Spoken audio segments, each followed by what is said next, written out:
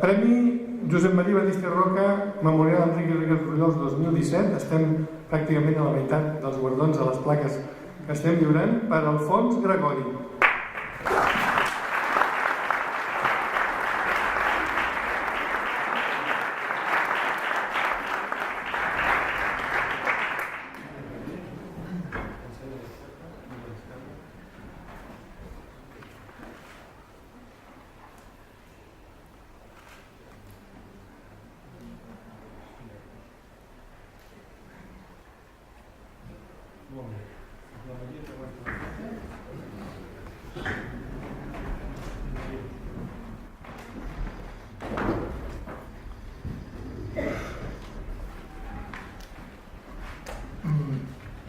Bé, bon vespre.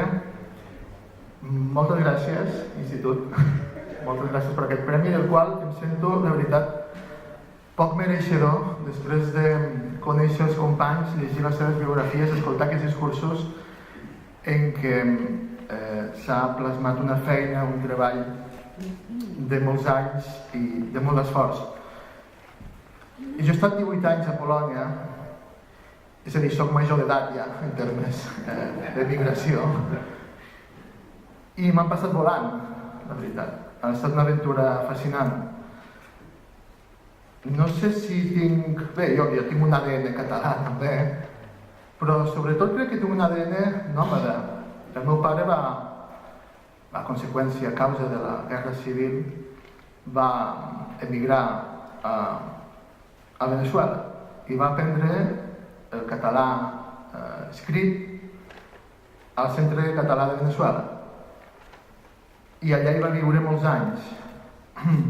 Ell, de fet, era més fabrià que fabra, fins i tot, en aquest sentit. Jo, per circumstàncies de la vida professionals, vaig acabar a Polònia. I en aquest sentit he de donar les gràcies a molta gent. La gent de la comissió d'exteriors, de lectorats, que em va donar la plaça de la Universitat Adam Mickiewicz de Poznań, en la qual he estat treballant tots aquests anys, i també al Josep Anton Fernández, que és aquí present, que ens ha donat suport des que és el cap de l'àrea de literatura i universitats de l'Institut Ramon Llull, i també que ens ha donat suport a l'hora de crear plegats un nou centre, el Centre d'Estudis Catalans, que si tot va bé, creu els dits, començarà a treballar ben aviat. Una feina de la qual estic molt orgullós, de les que he pogut fer a Polònia gràcies al fet d'aprendre la llengua i entrar en tot el que és la cultura també polonesa, és el diccionari català-polonès, polonès-català, que està fet, però cap de vosaltres podrà trobar encara a les llibreries, perquè no s'ha pogut publicar per falta de finançament. Durant 10 anys vam estar treballant-hi, vam tenir des del principi el suport de les institucions catalanes, un equip de 4 persones, Witold Maciejewski, Barbara Uczek, Tomasz Dominic i jo mateix vam estar treballant durant tot aquest temps, i que serà, espero, una obra important per a poder comunicar-nos millor amb el poble polonès i poder conèixer també la seva cultura i que ells puguin conèixer molt millor la nostra cultura. Justament aquest és un dels punts dels quals la gent com jo, que som professors a la universitat, posem el nostre esforç. És justament posar la llavor, donar a conèixer la llengua, donar a conèixer la cultura, posar llavors en forma d'estudiants, en forma de gent que després seran professionals, seran els quadres, seran treballadors de la cultura en els seus països, i seran també els que ens donaran, ens deixaran bé, els que ens faran presents en aquell país, els que ens també faran d'ambaixadors, de petits ambaixadors, perquè hauran passat per les aules de les assignatures diverses de cultura, llengua i literatura catalanes, i sabran que existim i podran donar-ho a conèixer als seus països.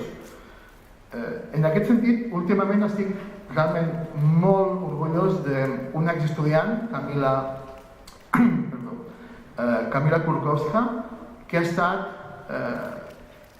repetidament donant a conèixer el que estava passant a Catalunya en ràdios, televisions de Polònia, de nivell estatal, amb una valentia i amb un savoir-faire realment impressionants. Ella va ser la primera traductora jurada català-polonès de Polònia, oficialment, i després n'han vingut d'altres. Crec que ensenyar llengua i cultura catalanes no solament és una forma de donar-los a conèixer, sinó també és un repte, perquè la nostra situació és tan insòlita, és tan paradoxal, que obre ments, que permet una perspectiva crítica que pocs altres casos permeten.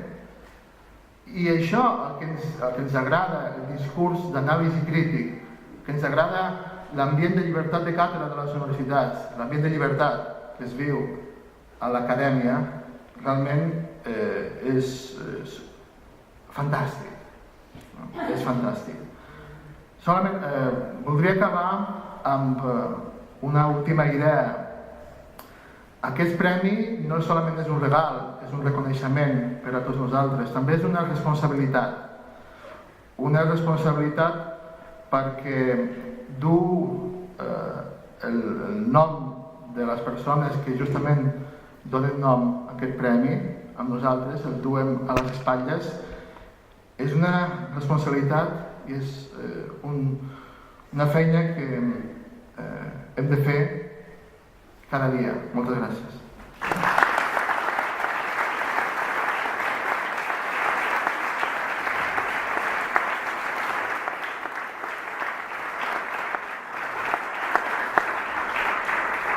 Moltes gràcies, Alfons, moltes gràcies.